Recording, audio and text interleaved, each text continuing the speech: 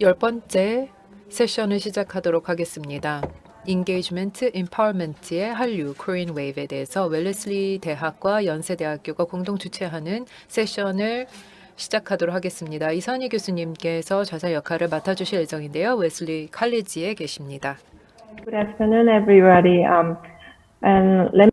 안녕하십니까 여러분. 먼저 저희의 패널리스트를 소개를 드리도록 하겠습니다. 오늘 저희의 패널에서는요, 한국어 그리고 또 한류에 대해서 논의를 해보도록 하겠는데요. 그리고 또 SDG, Engagement Empowerment와의 연관성에 대해서 말씀드려보도록 하겠습니다.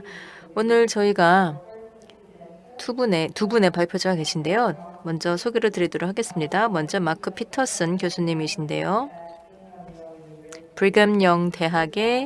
유타 브리감 영 대학의 명예 교수님이십니다. 하버드에서 박사학위를 받으셨고요. 또 그 외에도 굉장히 다양한 그 한국어와 한국학 교육 분야에서 다양한 직책을 역임하셨습니다. 예를 들면 풀브라이트의 이 서울에 있는 코리안 아메리칸 교육위원회에도 계셨고요. 또 국제 한국어 교육 학회 부회장이시기도 하셨고, 또한 AATK라는 한국어 교사 미국 협회에도 계셨습니다.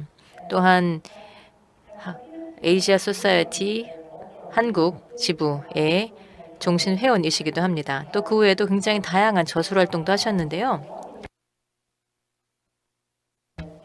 또 한 가지 굉장히 또 흥미로운 팩트는요, 유튜버이시라는 겁니다. 굉장히 또 팔로워도 많다고 하시고요. 유튜브 채널을 보시면 또 한국 역사에서부터 문화를 다루고 있는데 The Fog Outside the Well이라는 제목입니다. 그래서 듣고 계신 분들 한번 확인해 보시기를 바라고요. 그리고 두 번째이자 마지막 발표자는 강사희 교수님이신데요. 미들베리 대학의 한국학과 교수님이십니다. 강 박사님께서는 제2언어의 교육학 평가를 전문적으로 연구하고 계시고요. 그리고 또 언어를 통한 디스코스 등에 대해서 연구를 하셨습니다. 그리고 또 미들베리 대학에 오시기 전에 한국어 고등교육원 그리고 또 아랍어에 대한 연구를 진행하신 바가 있고요. 또 그 외에도 지금까지 한국 교육과 관련하여서 다양한 분야에서 중책을 맡아 오셨습니다. 자, 그리고 또 제가 두 번째 발표자로서 제 소개를 드리자면요. 저는 웰레슬리 대학의 이선희입니다. 동아시아 언어 및 문화부 소속이고요. 자, 오늘 저희가 SDG와 한국어 사이에서의 연관성에 대해서 한번 논의를 해보도록 하겠습니다. 자, 그러면 첫 발표는 피터슨 교수님께서 해주실 텐데요. 인게이지먼트와 인파워먼트를 위한 한국어 배우기를 주제로 발표해 주시도록 하겠습니다. 네, 감사합니다. 따뜻한 소개 말씀 대단히 감사합니다. 제 파워포인트를 띄워보도록 하겠습니다. 네, 다시 앞쪽으로 돌아가서요. 저희 패널 토론을 하면서 저는 이제 한류에 대해서 얘기를 나누게 될 예정인데요. 그리고 한국어 교육에 대해서 이것이 하나 인게이지먼트 그리고 임파워먼트, 다시 말해 관여도를 높이고 권익을 실현시키는 데 있어서 하나의 도구로서 활용할 수 있다라는 것입니다. 실제 외국어 교육이야말로 많은 사람들의 관여를 높일 수 있고 그리고 사람들의 권리를 더 보강할 수 있다고 생각합니다. 저 개인적으로도 35년 동안 언어학 교수로서 외국어 교수로서 재직을 하기도 했었고, 이런 외국어를 제2외국어를 가르치고 또 제2외국어를 배울 수 있다라는 것은 이 개인으로 하여금 2개 이상의 언어 개인으로서 사고를 하고 또 활동을 할 수 있다는 것을 의미하기 때문에 그 특정 개인이 더 많은 더 넓은 사람들과 상호작용을 할 수 있다는 것을 의미하기 때문에 참으로의 권익을 크게 실현시킬 수 있다고 생각합니다. 언어 학습이야말로 관여의 정말 핵심이라고 할 수 있겠지만 미국에서는 이것이 감소하고 있습니다. 통계치를 보면은 언어를 학습하는 그 수준 자체가 많이 떨어지고 있다는 것을 보고 있습니다. 이것이 참 안타깝습니다. 아마 디지털 시대에 살고 있기 때문에 그럴 수도 있을 것 같습니다. 저희가 맨날 컴퓨터나 아이폰만 들여다보고 있어서 그럴 수도 있겠지만 이런 컴퓨터나 아이폰을 사실 사용해서 저희가 외국어를 배우기도 할 수 있는데요. 제가 아이폰 그 시계를 샀는데 제가 살 때만 해도 몰랐지만 최근에 제가 알게 된 게 이게 8개 언어를 구사할 수 있다고 하더라고요. 이게 8개 언어를 구사하기 때문에 그렇다면 제가 어떻게 보면은 '내가 왜 외국어를 굳이 공부해야 하나.'라는 생각을 할 수 있는 것이죠. 한번 보여드릴게요. 제가 어떻게 하는지 잘 모르겠는데 시리야. 제가 만약에 시리에게 "오늘이 한국어로 무슨 요일이야?" 라고 물으면은 한국어로 말해줍니다. 혹은 일본어로 무슨 요일이야 하면은 말해주고 스페인어로 무슨 요일이야 하면은 말해줍니다. 사랑해를 불어로 뭐라고 얘기를 해 하면은 Je t'aime이라고 말을 하고 이런 식으로 내가 가지고 있는 이런 아이워치, 아이폰 같은 것을 사용을 하거나 기타 다른 전자기기를 통해서 외국어를 구사할 수 있다는 것입니다. 그래서 어떻게 보면은 상당히 모순적인 것이죠. 저희가 외국어를 학습하고자 하는 역량 자체가 떨어지는 것입니다. 제가 한국에서는 일을 하지 않기 때문에 한국의 통계를 가지고 있지는 않지만 미국의 통계는 지금 이제 외국어 교육이 떨어지고 있다는 것입니다. 제가 직관적으로 생각했을 때 한국 분들은 영어를 그러니까 외국어로서 학습을 하는 데 있어서 오히려 수준이 올라가고 있다는 것으로 생각합니다. 그래서 미국에서는 외국어 교육이 점점 이게 쇠퇴기에 접어들었지만 한국에서는 외국어 교육이 급성장하고 있을 수도 있다라는 생각을 해봅니다. 또 반면에 이런 디지털 기기들이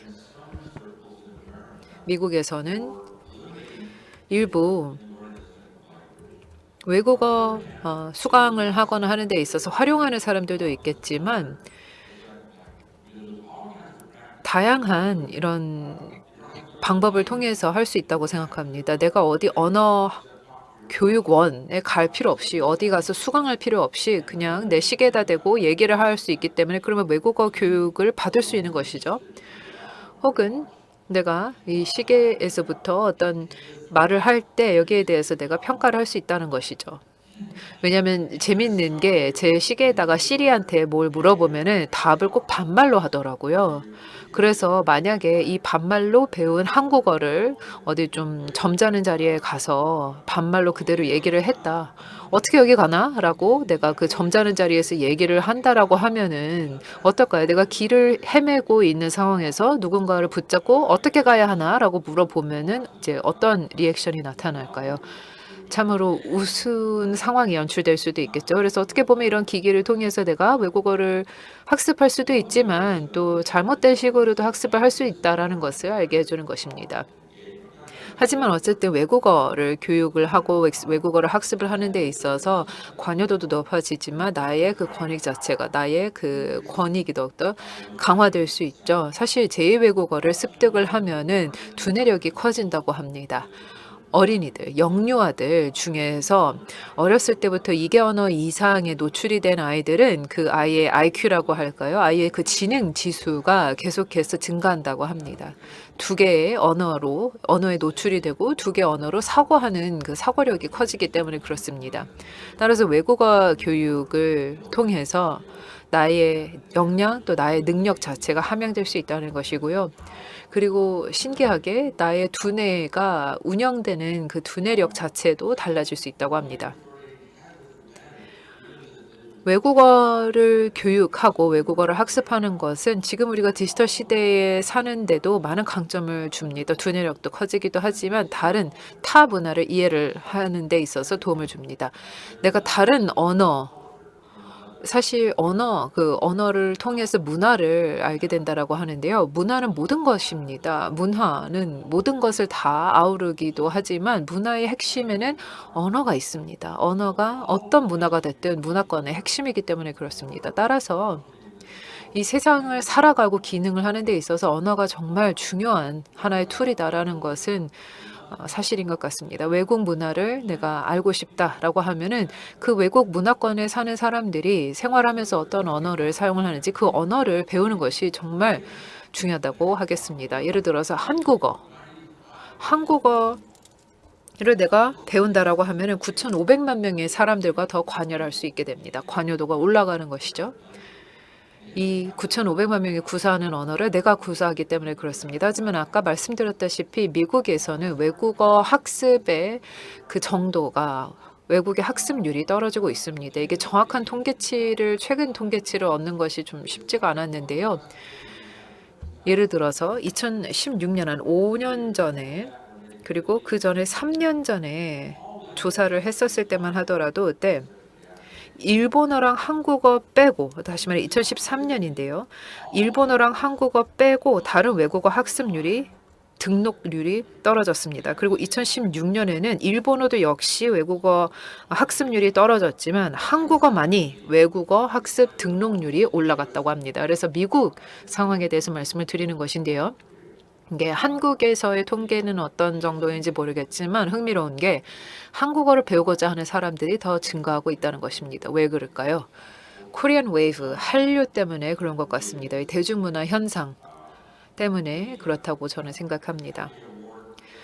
한국의 아카데미상, 오스카상을 받았고 외국어 영화이기 때문에 내가 자막을 읽어야지만 이해를 할 수 있는 외국어 영화인데 이게 외국어 영화이지만 외국어 영화 카테고리에만 나온 것이 아니라 실제 오스카 아카데미상을 수상을 하게 됐었죠. 또 오징어 게임도 있었습니다. 저는 개인적으로 오징어 게임을 좀 보기가 힘들었습니다. 너무 끔찍해서 그런데 사람들은 다 오징어 게임을 너무나 좋아했죠. 저는 너무 폭력적이라고 생각을 했지만 이것이 정말 성공적이었습니다. 이만큼 조금 성공했다 이게 아니라 넷플릭스 자체적인 이 척도에 따르면 16억 뷰, 그러니까 이게 16억이었던 게 맞는 것 같은데요. 16억 뷰가 있었다고 합니다. 그리고 바로 그 직전에 2순위가 바로 이전이 6억이라고 합니다. 다시 말해 거의 몇 배 이상이나 한 2배 이상이나 더 많은 사람들이 오징어 게임을 시청을 했다는 것이죠. 그리고 그 외에 이제 BTS 등과 같은 여러 대중문화 현상들이 있는 것입니다. 따라서 지금 미국의 많은 학교에서의 한국어를 배우고자 하는 학습률이 올라가고 있다고 합니다. 제가 있는 브리검영 대학에서도 BYU에서도 한 10년 전쯤이었을까요? 사실 저희가 그때 1대1 클래스를 등록하는 것이 어려웠습니다. 왜냐면 한 15개 수업이 있었고 그래서 12개, 13개까지는 할 수 있었지만 그 이상을 할 수가 없어가지고 뭐 12명, 13명밖에 없었다. 그러면은 뭐 어떻게 하나 하고 뭐 폐강을 하고 뭐 그런 경우가 있었습니다. 그래서 이런 101 이런 코스를 계속해서 개설을 하고 지키는 것이 쉽지가 않았지만 이제는 더 이상 그렇지 않습니다. 이제는 오히려 그런 개론 수업이 1개에서부터 거의 6개까지 확대가 개설이 됐다는 것이죠. 그만큼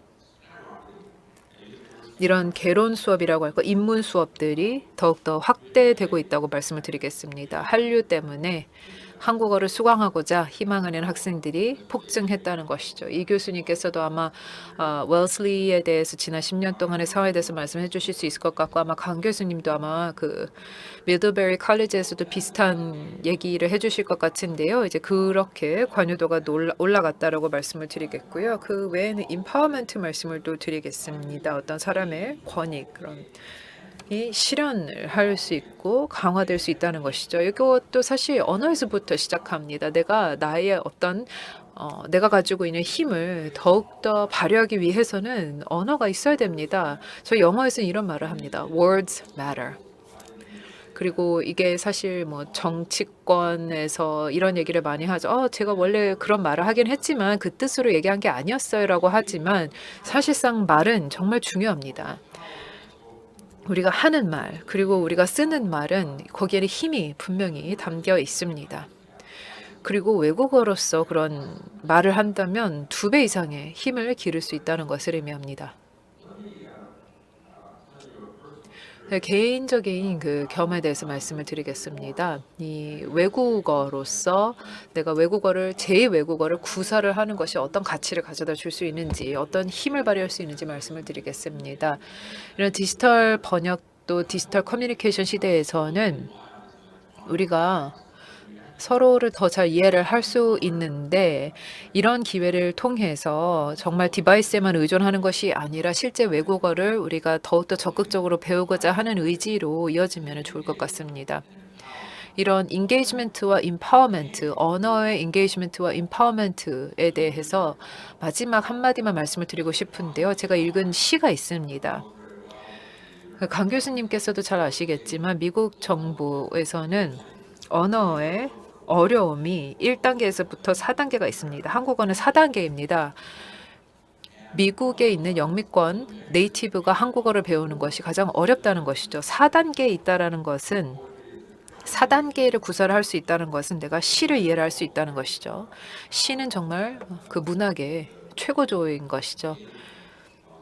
그래서 제가 이쯤에서 인게이지먼트에 대해서 말씀을 드리겠습니다. 제가 언제 한번 샌프란시스코에 있는 학술회의에 초청을 받아서 방문을 했었는데요. 첫날 이후에 제가 만찬 초청을 받았습니다. 한국 식당에 갔었는데요. 그때 여기 오셨던 대부분의 분들은 한국계 미국인, 코리안 아메리칸이었습니다. 한 3명 정도가 이제 한국계 미국인인 아니었던 사람이었습니다. 저를 비롯해서 한 2-3명 정도 있었는데요. 제가 그때 테이블에 앉았는데 제 맞은편에 있던 분이 저한테 왜 오셨냐, 어떤 일로 오셨냐라고 하니까 제가 유타에 있는 BYU 대학교에서 한국학을 가르치고 있다라고 했습니다. 그러다 보니 이분이 제가 한국 역사, 한국사 그리고 한국 문학을 가르친다라고 했는데 그분이 다른 거는 다 떼고 문학에 대해서 당신이 한국인이 아닌데 한국 문학에 대해서 아시는 것이 있는가라고 물어보시더라고요. 그래서 제가 한국 뭐 단편도 읽었고 시조도 읽었다라고 했습니다. 그래서 이분이 시조요? 시조를 아신다고요? 그래서 한번 얘기해 보시죠. 그래서 제가 좀 당황했습니다. 그분이 정말 제 바로 맞은편에서 정말 내가 시조를 아는지 확인하고 싶었던 것이죠. 실제 저희는 대화도 계속 한국어를 하고 있었는데요. 그래서 제가 얘기를 읊었죠. 시조를. 이 몸이 죽고 죽어 일법번 고쳐주고 백골이 진토되어 얘기를 했는데 이쯤에 제가 계속 시조를 읽고 있는데 이 굉장히 시끄러웠던 만찬홀에서 모든 사람들이 조용해지더라고요. 이게 점진적으로 조용해졌습니다. 갑자기 확 한순간 조용해진 게 아니라 제 주변에서 좀 조용해지다가 점차 이 고요함이 계속해서 퍼져나가더라고요. 나중에는 제 목소리만 들렸던 것입니다. 하지만 이제 제 목소리가 나갔다라는 게 중요한 게 아니라 이 시조가 넋이라도 있고 없고 남양한 일편단심이야 가실 줄이야 라고 얘기를 하는 그 시조가 울려 퍼졌다는 것입니다. 제가 끝난 다음에 어떤 한 분이 이분은 한국분이 아니셨는데 이거를 영어로 해주실 수 있냐라고 하니까 제가 하겠다 하고 Though I die, die again. Though I die 100 times after my bones have turned to dust. Whether my soul exists or not, my red heart, forever loyal to my Lord, will never fade away. 라고 영어로 다시 그 한국 시조를 읊었죠. 그때 사람들이 이제 탄성을 내질렀습니다. 어떤 분은 이렇게 숨이 멎었던 것이죠. 영어에 이런 표현이 있습니다. 그런 상황이 이뤄질 때 방에서 산소 모든 공기가 다 빨려 나갔다 이런 얘기가 있습니다. 예를 들어서 되게 바쁜 어떤 사람들이 많은 방에 있는데 어떤 영화 배우가 갑자기 들어왔다. 정치인이 들어왔다 하면은 갑자기 사람들이 조용해지고 그 방에 있는 모든 공기가 빠져나가는 듯한 그런 느낌이 나는데요. 이게 마찬가지였죠. 한국어로는 기가 막혀라는 것이죠. 기가 막힌다. 이 시조 누군가가 이 외국인 저희 미국 교수가 앉아가지고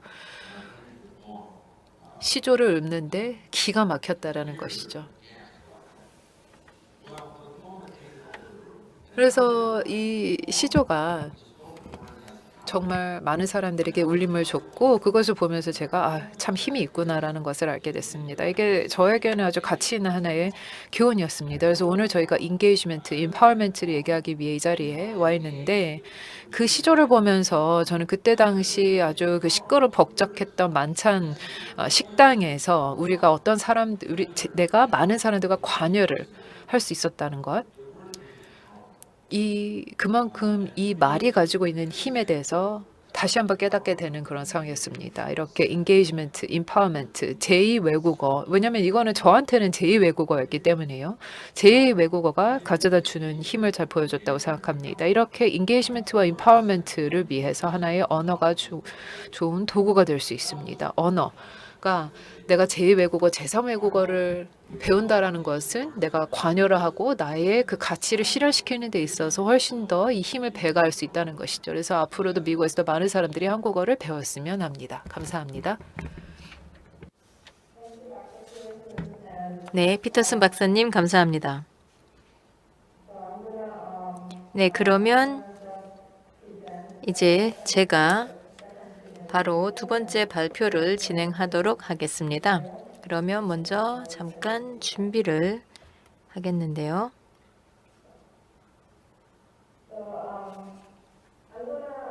네, 그러면 먼저 피터슨 박사님께 감사의 말씀을 드립니다. 결국 또 제가 발표를 할 내용과 관련하여서 좀 더 잘 연결이 된 것 같아서요. 저는 오늘날의 즉 현대의 K-팝에 대해서 말씀드리고자 하는데 특히나 BTS 그리고 또 BTS를 통해서 보는 K-팝과 아미의 언어와 영향에 대해서 보고자 합니다. 사실 이 피에르 부르디웨라는 문화학자는 이 문화 자본을 다음과 같이 정의를 한 바가 있습니다. 지식, 행동, 또 스킬의 축적이다라는 것이죠. 자, 그래서 또 문화 자본으로서 언어야말로 인간 사이에서의 인터랙션을 매개하는 가장 중요한 자원이고 또 임파워먼트의 수단이다라고 할 수가 있겠죠. 그리고 피터슨 박사님의 발표가 이에 대해서 좀 더 잘 설명해 주신 것 같습니다. 자, 그래서 저는 오늘 중점적으로 말씀드릴 것은요. BTS, K-팝의 언어, 그리고 또 아미 팬덤에 대해서입니다. 그래서 이들의 인게이지먼트와 임파워먼트와 관련된 메시지를 한번 말씀드려 보도록 하겠습니다. 특히나 디지털 플랫폼 상에서 이들의 사회적 행동주의에 대해서 한번 살펴보도록 하겠고요. 또 연관지어서 한국어 그리고 한국어와 관련된 교육을 통해서 어떻게 하면 이 글로벌 청소년들의 메시지를 이해하는 데 도움이 될 수 있을 것인지 그리고 또 SDG 달성에 도움이 될 수 있을 건지를 말씀드려 보도록 하겠습니다. 사실 이 K-팝의 인기는 전 세계적으로 많이 확산이 되었습니다. 사실 저희가 한국학 처음에는 상당히 좀 많은 어려움도 있었는데 그런데 강 박사님이나 또는 피터슨 박사님과 같은 선구자분들께서 크나큰 변화를 이끌어내셨죠. 물론 그러한 과정에서 굉장히 큰 어려움이 있기도 했었습니다. 자, 그런데 이제는 이 K-팝의 인기를 본다면은요. 사실 뭐 워싱턴 포스트 홈페이지에도 K-팝은 어떻게 세계를 정복했는가라는 기사가 실릴 정도입니다. 그래서 사실 BTS는 거의 뭐 신드롬급인 인기를 누리면서 뭐 지난 몇 년간 이들에 대한 기사가 쏟아져 나오고 있고 또 굉장히 많은 기록도 새로 세웠습니다. 예를 들면 뭐 기네스 기록 같은 경우에도 2021년에 13개의 신기록을 세웠고요. 그리고 다 해서 25개의 새로운 기록을 세웠다고 합니다. 또 그 외에도 빌보드 등등에서도 계속 기록을 세워나가고 있죠. 그래서 이렇게 K-팝에 대한 인기가 나날이 커지고 있는 상황에서 또 한 가지 중요한 것은 또 이와 관련하여서 한국어 수업에 대한 등록이 점차 더 많아지고 있다는 겁니다. 또 한국학이나 또는 한국과 관련된 코스에도 또 수강생들이 점차 더 증가하고 있는데요. 또 특히나 앞서서 피터슨 교수님께서도 미국에서 한국어 학생들이 늘어가고 있다라고 말씀하셨는데요. 그래서 또 뿐만 아니라 이제는 BTS가 한국어 교재에도 등장할 정도입니다. 자, 그래서 이제는 BTS와 한국어 배우기라는 한국어 교재도 등장을 했는데요. 또 베스트셀러이기도 합니다. 자, 그 정도로 이렇게 인기도 많고 또 거대한 팬덤이 형성이 되면서 또 다른 한편으로 많은 사람들은 왜 BTS가 이렇게 좋은가 또는 왜 BTS인가라는 그러한 연구도 많이 하고 있습니다. 그래서 이 동력이 무엇인가? BTS를 이렇게 높은 인기를 끌면서 또 선도적인 역할을 할 수 있도록 하는 비결이 무엇인가에 대해서도 또 많이들 한번 문제 제기를 해보고 있는데요. 또 빅히트 엔터테인먼트의 방시혁 CEO가 2019년 인터뷰에서 세 가지를 짚어서 이야기를 해도 했었습니다. 성실성, 일관성, 그리고 시대 정신을 대변한다라는 건데요. 사실 여기에서 말씀하신 시대 정신이라는 게 굉장히 좀 시사점이 있다고 생각합니다. 이 시대의 정신이라는 게 무엇인지, 이들이 글로벌하게 어떠한 메시지를 전파시키고 있는 것인지에 대해서 궁금해지게 되었는데요. 자, 제가 또 언어학자로서 지금 동료와 이러한 분석을 해본 게 있는데요. BTS의 노래 가사와 또 다른 K-팝 가수들의 가사와 한번 비교를 해보았습니다. 이 중에서 아직까지 잠정적인 결과인데요. 저희가 다른 K-팝 가수들과 좀 몇 가지 차이점을 찾을 수가 있었는데 BTS 가사에서는 몇 가지 두드러지는 키워드가 있었습니다. 물론 또 영어 단어도 있지만 영어 단어는 사실 뭐 한국 다른 K-팝 가사에도 많이 나오죠. 자, 그런데 일단 영어 단어에서는 tear라거나 respect라는 말이 많이 나왔고요. 그리고 또 형용사 같은 경우 제가 여기에 영어로 번역을 해놓진 않았지만은요, 미약하다 또는 무섭다 또는 아프다와 같은 이러한 형용사, 그리고 또 욱하다, 분노하다라는 동사도 종종 등장하는 것을 볼 수가 있습니다. 사실 이것은 이 글로벌 전 세계 청소년들의 이 내면적인 좌절감 그리고 또 분노를 반영하는 것이 아닌가라는 생각이 들고요. 그래서 결국 BTS가 이러한 계층에 대한 공감을 표명을 하고 있는 겁니다. 또 그 외에도 예를 들면은 뭐 일반 명사 또 대명사를 보게 되면은요, 당신이라는 말도 굉장히 많이 등장을 하는데요. 자, 그런데 다른 가사도 그렇지만은 또 BTS의 경우에도 당신이 주어가 되는 가사가 많은 것을 볼 수가 있습니다. 자, 그래서 저희가 또 이어 관련하여서 좀 더 맥락적으로 분석을 해보았고 분류를 해보았는데요. 그래서 예를 들면 이제 의미적으로 봤을 때 이 취약함을 드러내는 말, 그리고 관련하여서 뭐 넘어지다, 두려움, 분노 같은 것이 있고요. 그리고 또 나와 너, 사랑, 이러한 말도 많이 나오죠. 사실 이런 단어들은 K-팝 음악 전반적으로 많이 나오고 있는 것인데, 그런데 또 여기서 한 가지 특징이 BTS는 자기애가 굉장히 많이 등장을 한다는 특징이 있습니다. 그래서 I love myself 또는 love myself 이라는 말이 굉장히 많이 등장을 하고요. 그리고 또 한 가지 긍정적인 미래를 지칭하는 말도 많이 나오는데요.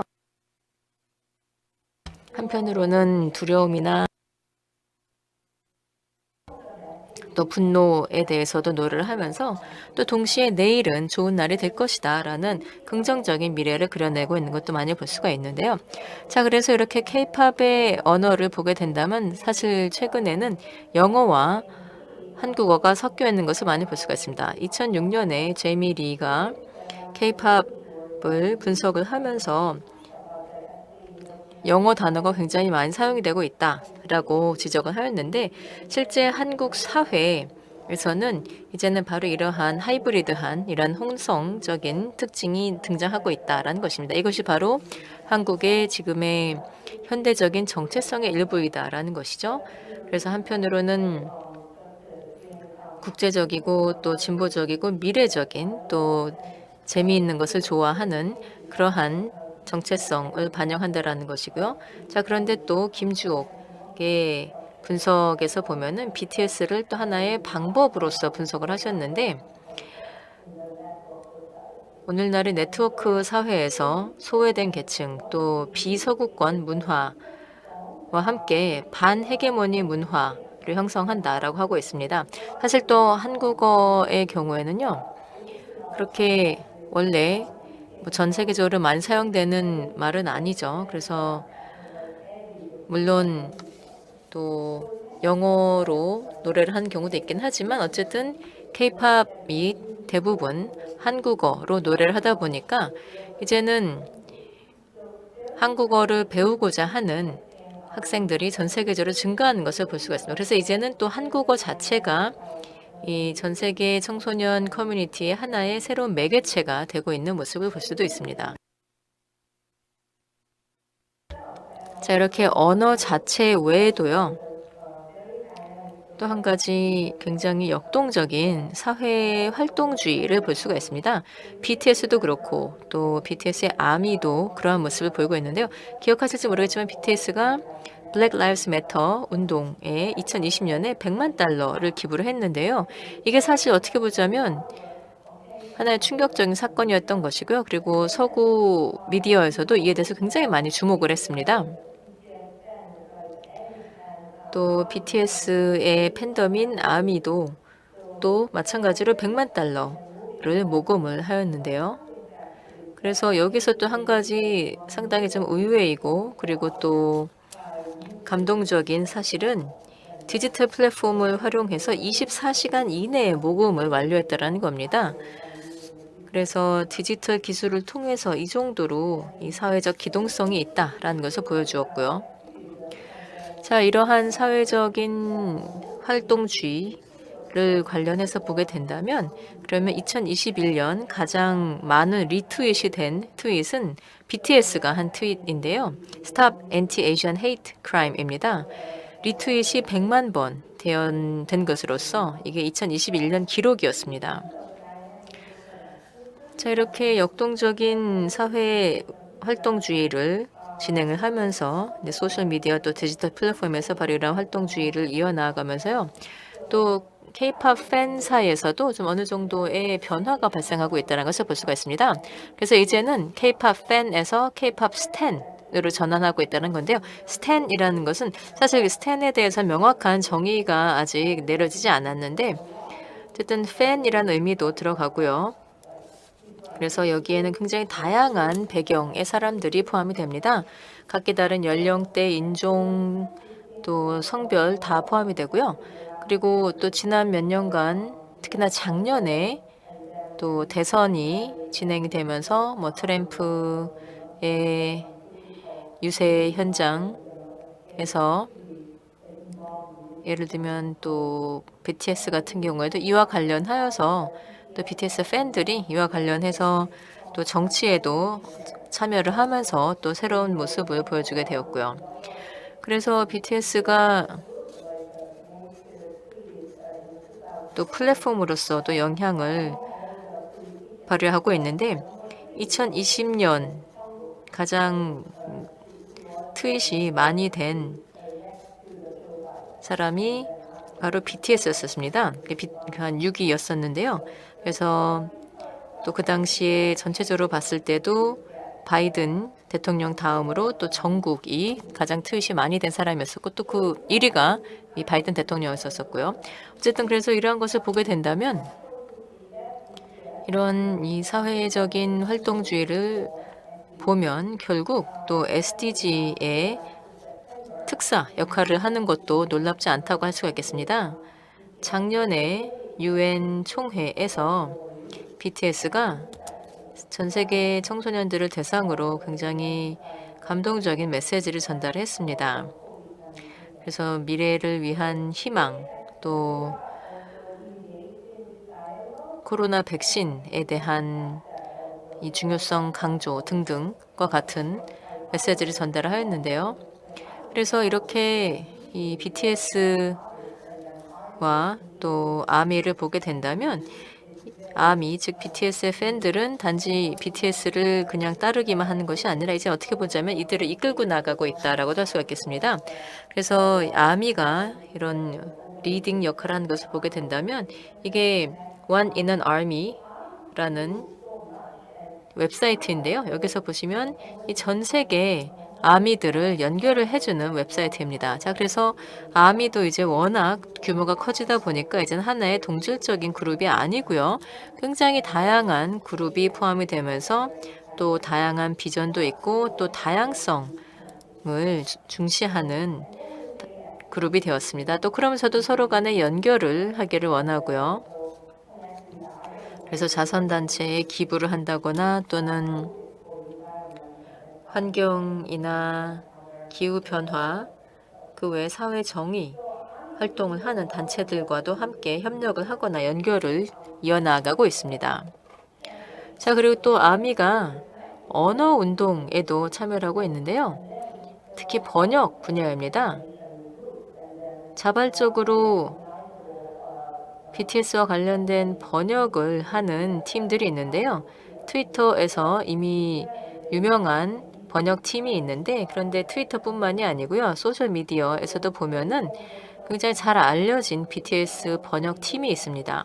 그래서 이들이 또 나름의 온라인 커뮤니티를 만들고 있는데 또 동시에 언어적 장벽이라거나 경제적인 장벽도 극복을 하는 거죠. 다시 말해서 번역을 위해서 비싼 돈을 들이기보다는 스스로 한다라는 겁니다. 그래서 이것은 어떻게 보자면 셀프 임파워먼트의 모습이라고도 할 수가 있겠고요.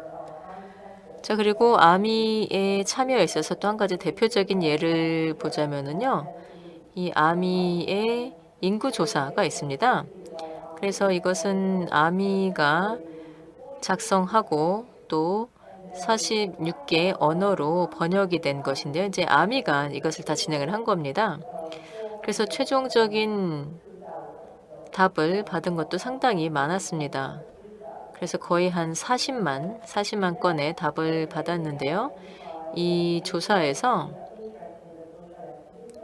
사회운동에 대한 관심이 공통적으로 있다. 또 그 외에도 형평성, 교육, 환경 등과 같은 이슈에 대해서 관심이 있다라는 공통점을 찾게 되었습니다. 그래서 이것도 결국은 SDG와 자연스럽게 연결이 된다라고도 할 수가 있겠죠.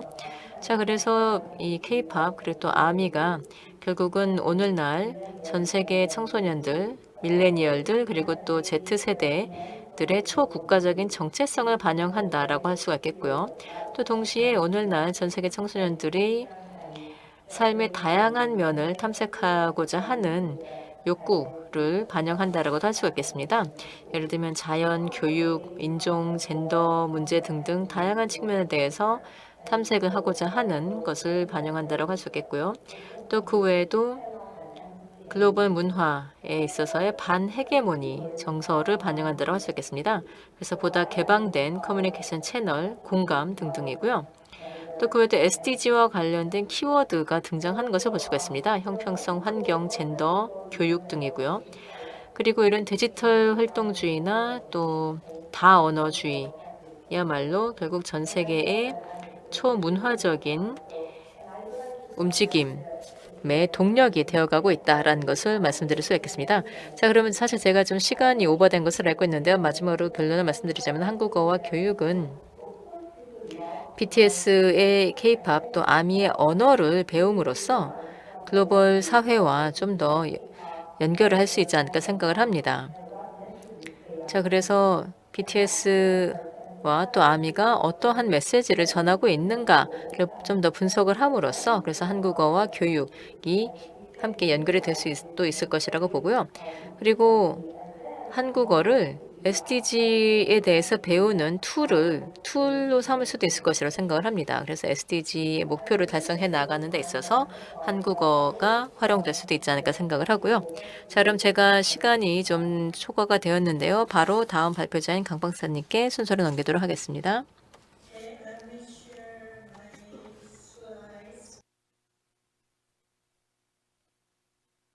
네, 피터슨 박사님, 이 박사님 감사드립니다. 훌륭한 발표 감사하고요. 언어란 얼마나 강력한 것인가를 다시 한번 잘 보여준 것 같습니다. 한류도 그렇고 또 한국어도 그렇죠. 오늘 제 발표에서는 언어와 문화를 넘어서 한국어 교육의 미래 방향에 대해서 좀 말씀드려 보도록 하겠습니다. 이게 제 발표의 목차이고요. 앞서서 피터슨 박사님과 이 박사님이 이미 말씀을 하셨듯이 한류는 한국어와 또 문화에 대해서 많은 관심을 고조시키고 있습니다. 그러니까 실제로 미국의 고등교육기관에서 한국어 등록생이 지난 10년간 크게 증가한 것도 사실이고요. 하지만 그래도 한국어 등록 비중은 1%에 불과하고요. 그리고 사실 모든 외국어 등록에 있어서 0.1%를 차지한다고 할 수 있겠습니다. 자, 그래서 우리가 단지 한류에만 의존할 것이 아니라 보다 더 많은 노력을 해야 된다고 생각합니다. 그래서 기생충이나 오징어 게임 같은 컨텐츠를 더 많이 만들어내야 할 것이고 또 BTS 같은 엔터테이너도 더 많이 배출해내야 되지 않을까 생각합니다만 어쨌든 그만큼 우리가 한국어에 학생들의 관심을 이끌기 위해서 해야 할 일이 많다라는 것이죠.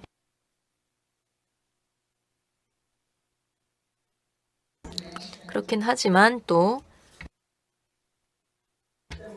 피터슨 박사님께서 말씀하셨듯이 외국어에 대한 수강이 전반적으로 감소하고 있습니다.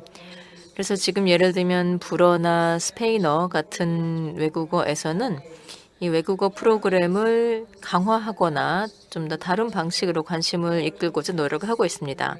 그중에서 한 가지가 바로 다학제적 방식을 채택을 하는 것인데요.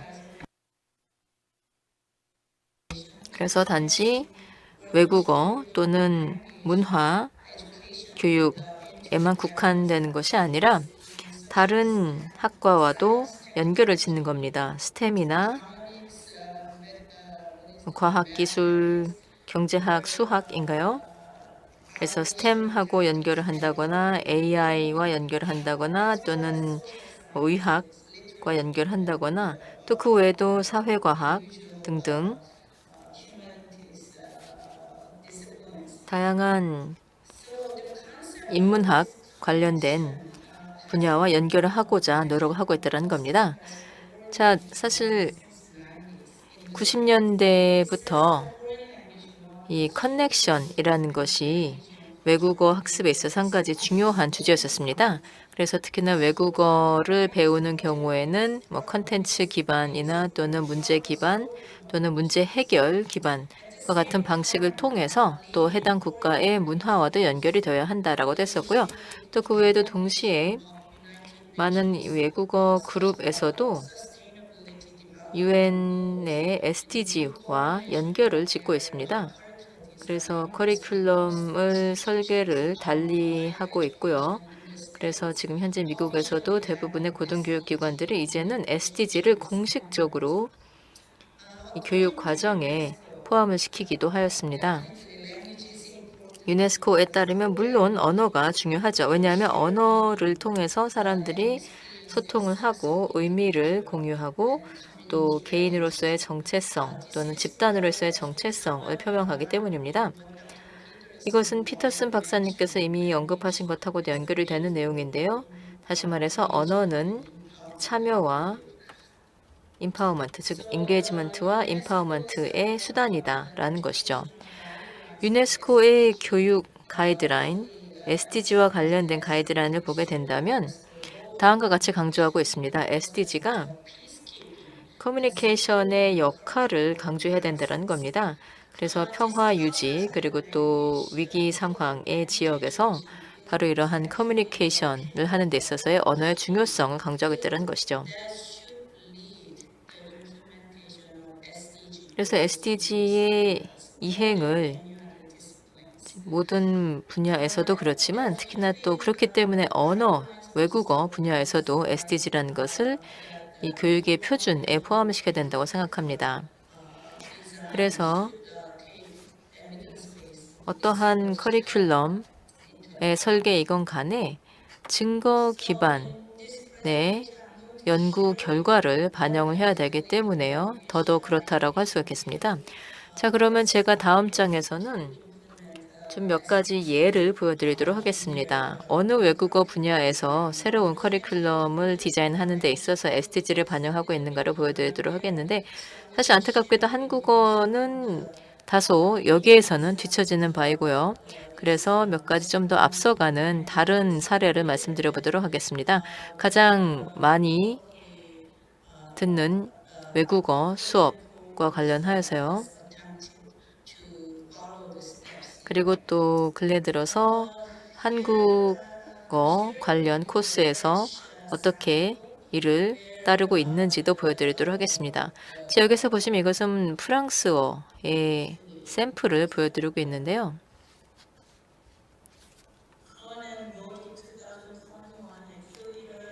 (2021년) Kern and Rodick입니다. 이분들이 전체 학기에 대해서 2년차 불어 과정을 완전히 다시 설계를 하였습니다. 그래서 코스에 지속 가능성이라는 내용을 반영하였습니다. 사실 2년차 과정이면 그래도 기초 과정인데요. 이 과정에 참여하는 학생들이 프랑스의 환경 헌장을 연구하도록 하고 있는데요. 그래서 이제 이것은 프랑스 정부의 헌장인데 환경법이나 환경과 관련된 실천에 대한 내용을 담고 있습니다. 여기에는 뭐 법적인 내용도 담겨 있죠. 그래서 사실 학생들이 보기에는 좀 굉장히 장문인데 학생들이 이 텍스트를 먼저 분석을 하고 그리고 환경 문제에 대한 프랑스의 태도를 분석하라라는 것을 과제로 내는 겁니다. 그래서 네이티브 불어 사용자를 인터뷰를 하고 그리고 또 프랑스 국회에 가서 대표단으로서 토론에 임하도록 하는 것이죠. 그리고 또 강사가 이 학기 말 과정이 끝나면서 이에 대해서 만족도 조사를 하였는데 학생들이 자신들의 연구 스킬도 개선이 되었고 또 불어에도 도움이 되었고 또 프랑스 문화를 탐색하는 자신들의 스킬이 개선이 되었다. 그리고 또 역사, 문학, 문화, 정치 관점에 노출이 되면서 또 자신들의 환경 지속 가능성에 대한 이해도도 높아졌다라고 하였습니다. 사실 이게 2015년, 즉 한 7년 전쯤에 이게 실제로 설계가 되었었던 것이고요. 그래서 프랑스도 그렇고 또 스페인어도 그렇고요. 새로운 커리큘럼을 작성하면서 유사한 접근법을 따르고 있는 것 같습니다. 여기서 제가 스페인어 사례는 넘어가도록 하겠습니다. 유사한 내용이기도 하고 시간 관계상 넘어가겠고요. 자, 그리고 다음으로는 한국어와 관련된 샘플입니다. 이게 저희 학교에서의 5년차 한국어 코스의 샘플인데요. 이 코스는 언론을 통한 한국어 사회라는 제목인데요. 5년 차인 만큼 상당히 고급 수준입니다. 여기에서 사용하는 페다고지 자체는 앞서서 보여드렸었던 프랑스어 코스하고 유사합니다.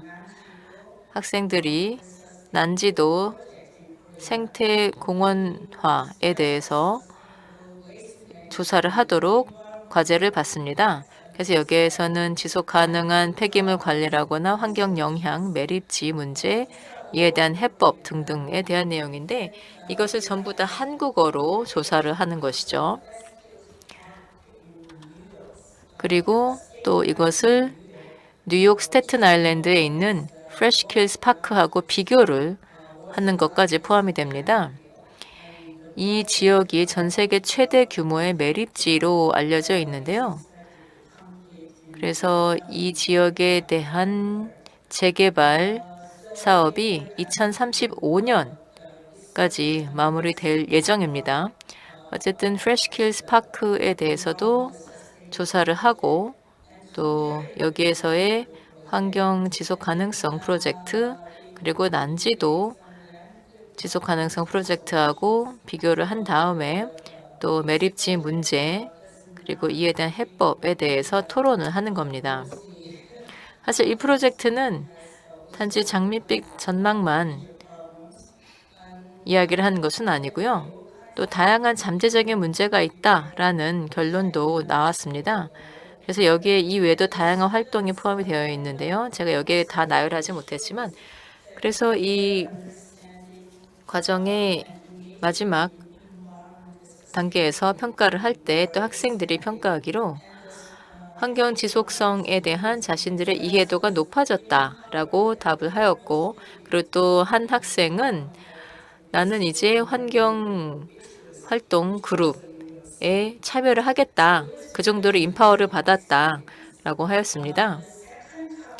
그러니까 자신이 거주하는 뉴욕에 있는 단체에 가입을 하겠다라고 했었는데요. 자, 그리고 또 한 가지 이 Non-Proliferation Study에 대해서도 말씀드려 보도록 하겠습니다. 사실 이것이 한국어 학생들, 특히나 고급 한국어 학생들에게 있어서는 굉장히 중요한 내용이죠. 왜냐하면 한국학 대학원생 중에서 또 북한 전공, 특히나 북한의 핵무기를 연구하는 학생들도 있기 때문입니다. 자, 그래서 이것도 다학제 과정인데요. 자, 그래서 사실 제가 또 과거에 이 국방연구소에서 이 러시아 모델이 있었습니다. 그래서 이때는 러시아와 미국 사이에서 굉장히 복잡한 이 조약 협상과 관련하여서 또 통역사들을 활용을 하기도 했었는데요. 그래서 제가 이제 그러한 모델에서 착안을 하여서 그래서 이제 다음과 같은 그러한 코스를 짰었습니다. 그래서 예를 들면은 이 그러니까 이러한 조약에 대해서도 분석을 하고 또 시뮬레이션도 하고 그리고 또 순차 통역, 동시 통역에 대해서도 다루어 보고 그래서 사실 이것은 굉장히 좀 고차원적인 협상을 하는 것이죠. 그래서 저희가 같은 모델을 한번 활용을 해보았습니다. 그래서 이게 러시아 모델이었다면 한국 모델도 유사하게 한번 포함을 시켜보았는데요. 사실 북한과 미국 사이에서 또는 어떤 뭐 단독 조약이라기보다는요. 또 남북 간의 협정이라기보다는 여기에서는 저희가 NPT 이제 이것이 비핵화 국제 비핵화 조약인데 이 NPT를 연구를 하도록 했습니다. 그래서 NPT를 공부해보고 특히나 북한과 또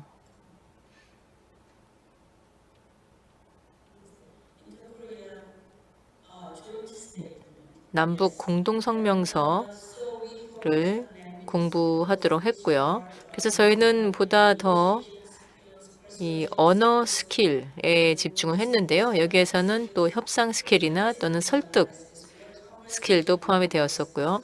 또 그 외에도 이 대화 분석 등을 진행을 하면서 이런 사회 언어적인 비교를 해보았습니다. 한국과 북한 사이에서요. 또 그 외에도 사례 연구도 하였고 또 시뮬레이션, 롤플레이도 하였고요. 그리고 또 학생들에게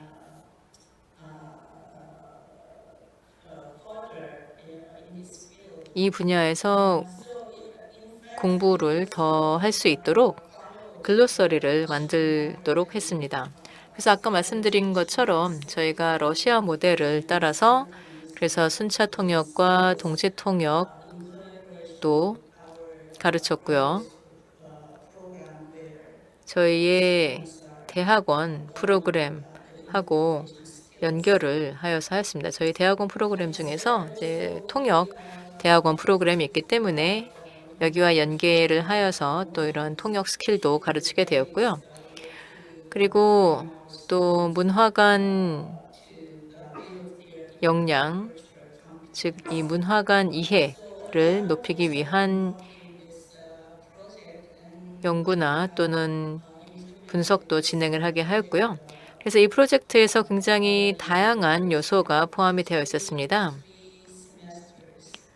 그래서 한 3개 학기에 걸쳐서 진행을 하였고 또 학생들이 모두 코스를 마무리하면서 평가하기를 북한의 핵 프로그램 그리고 NPT에 대해서 한국어 과정에서 이러한 것을 이렇게 많이 배우게 된 것이 상당히 놀랍다라고 하였고 또 동시에 본인들의 한국어 능력도 많이 개선이 되었고 또 북한 핵 프로그램에 대한 이해도가 높아졌다라고 하였습니다. 그리고 또 무엇보다도 북한 사람들을 만나면 대화를 잘할 수 있겠다라는 그런 자신감도 생겼다고 합니다. 그래서 이렇게 굉장히 중요한 문제에 대해서 문제 해결을 할 수 있다라는 임파워먼트가 이루어졌다라는 것이죠. 자, 그러면 제 발표를 마치기 전에 학생들이 협상 스킬을 배우기 위해서, 즉 협상을 위한 언어 스킬을 배우기 위해서 어떠한 활동을 하였는가를 말씀드리도록 하겠습니다. 사실 여러 단계가 있지만은요. 협상을 하기 전부터 저희는 학생들에게 북한어 또 한국어의 차이에 대해서 가르쳤고 또 이런 협상과 관련된 문화적인 측면이 어떠한 것이 있는가를 설명을 했습니다. 아마도 미국의 협상 스타일은 한국의 방식하고는 다를 것이다 라고도 하였죠. 물론 저희가 학생들에게 그 어느 것도 먼저 정해주진 않았습니다. 저희는 일단 이런 본인들의 언어 능력을 토대로 자신만의 분석을 하고 미국의 방식과 또 북한의 방식을 비교를 하도록 하였습니다. 그래서 실제로 학생들에게 분석용으로 제공을 했었던 텍스트가 바로 이 2개의 텍스트입니다. 이 2개의 텍스트는 신문 기사인데요. 2018년도의 신문 기사로서 이 당시에 남북 정상회담이 개최가 되었습니다. 물론 많은 변화가 있었죠. 이때 북한의 리더가 한국 대통령을 만난 것입니다. 그래서 왼쪽을 보시면 김정은이 겸손함을 표현했다라는 의미의 기사가 있습니다. 그래서 여기서 보시면 굉장히 정중하게 인사를 했다라는 이 인사 말도 다 나옵니다. 자, 그런데 또 오른쪽에 보시면 또 굉장히 다른 톤의 표현이 나옵니다. 한국 대통령에 대해서 표현을 한 것인데요. 그래서 제가 학생들에게 이 2개의 신문 기사를 보고 북한 리더가 사용을 했었던 표현을 다 찾아보고 분석을 하라라고 했었습니다. 죄송합니다. 제가 시간이 너무 많이 걸렸네요. 그래서 학생들이 또 나름대로 질문을 찾아내서 여기에 대해서 토론했었던 겁니다. 예를 들면 북한 지도자의 이 언어 표현, 이 2개 기사 사이에서의 언어 표현을 통해서 무엇을 볼 수 있는가라는 겁니다. 그래서 결국은 전략적으로 계획된 표현을 한 것이고 만약에 그렇다면 왜 이렇게 갑자기 사용하는 말이 달라지게 된 것인가에 대해서 토론을 하면서 나름대로의 결론을 내리게 되었습니다. 자, 그래서 이렇게 어떻게 보자면 사소한 단계를 통해서 다양한 다학제적인 공부를 할 수가 있었다고 생각을 합니다. 그래서 이를 통해서 향후에는 보다 지속 가능한 한국어 교육을 위해서 이런 다학제적인 접근법이 가능하지 않을까 생각을 하고요. 제가 오늘 발표를 마무리하면서 넬슨 만델라의 말을 보여드리면서 마치도록 하겠습니다. 감사합니다. 네, 감사합니다. 저희는 이제 언어를 가르치는 입장이기 때문에 저희가 좀 말이 많은 편입니다. 죄송합니다. 이게 좀 길어진 면이 없지 않아 있는데요.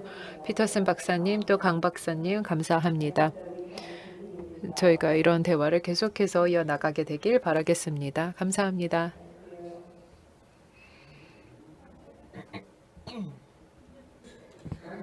네, 교수님 대단히 감사합니다. K컬처의 엄청난 인기를 보기도 했었고 또 K컬처가 SDG를 달성하는 데 있어서 하나의 도구로서 기능할 수 있다는 점도 우리가 확인한 바 있습니다. 언어를 습득하고 언어를 배우는 것 자체가 얼마나 변화하고 있는지 그래서 SDG 달성에 어떤 기여를 하고 있는지에 대해서 말씀해 주셔서 감사합니다.